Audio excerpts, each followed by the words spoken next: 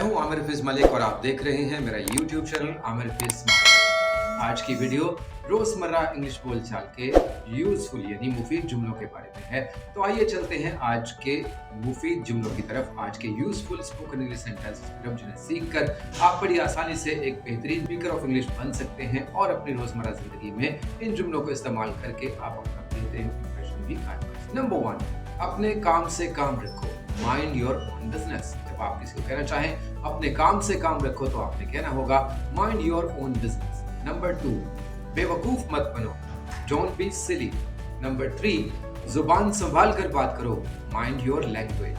Number 4, मुझे तंग मत करो, या आप ये भी कह सकते हैं मुझे जिद मत करो, डोंट टीज मी। नंबर 5, फजूल बातें मत करो, don't talk nonsense, don't beat about the bush. Number 6, अगर आपको बुरा ना लगे, इफ यू डोंट माइंड। तो ये 6 सेंटेंसेस हैं जिन्हें आप रोजमर्रा बोलचाल में इस्तेमाल करके एक बेहतरीन स्पीकर बन सकते हैं। उम्मीद करता हूँ आप मेरे चैनल को सब्सक्राइब भी करेंगे और साथ ही बेल आइकन पर भी क्लिक कर देंगे ताकि हर नई वीडियो आप तक पहुंच सके।